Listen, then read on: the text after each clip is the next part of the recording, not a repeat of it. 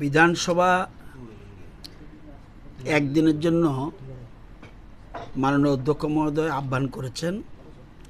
কারণ ওনার কাছে 17 জন সদস্যা চিফ হুইপ কল্যাণী রায় সহ একটা দরখাস্ত দিয়েছে, পিটিশন দিয়েছে যে একটা বিষয় নিয়ে, বিষয়টা হলো নোটিশ অফ মোশনের বিষয়বস্তু, ইংরেজি না বলে বাংলা বলছি, ভারতীয় নারীদের সাংবিধানিক অধিকারকে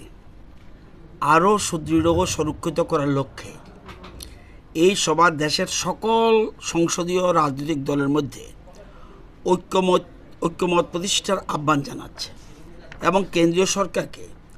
আন্তরিকভাবে অনুরোধ করছে যে 2011 সালের জনগণনার ভিত্তিতে সীমানা পুনর্নির্ধারণ, মানে ডিলিমিটেশন যেটা বলি, এই ডিলিমিটেশন প্রক্রিয়া দ্রুত শুরু করার জন্য অবিলম্বে প্রয়োজনীয় পদক্ষেপ গ্রহণ করা হয় এবং একই সঙ্গে সংবিধানের 131তম সংশোধনী বিল, যে বিলটার নাম নারী শক্তি বন্ধন অধিনিয়ম, সংশোধনের লক্ষ্যে পুনরায় উদ্যোগ গ্রহণ করা হয়, যাতে লোকসভা ও রাজ্য বিধানসভাগুলিতে নারীদের জন্য মোট আসনের 1/3 সংরক্ষণ কার্যকর করা নিশ্চিত করা যায়। এই বিষয়টা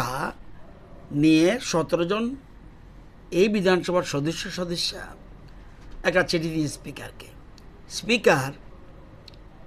এই জন্য বিধানসভা ডেকেছেন। সাধারণত বিধানসভা ডাকতে হলে মহামান্য রাজ্যপাল লাগে, কিন্তু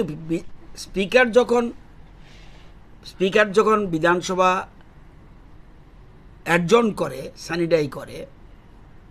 যদি সানিডাইয়ের পরে প্রয়োগ না হয়, যতদিন পরে প্রয়োগ না হলে তখন আর স্পিকারের কাছে বা ক্যাবিনেটের কাছে যেতে হবে না।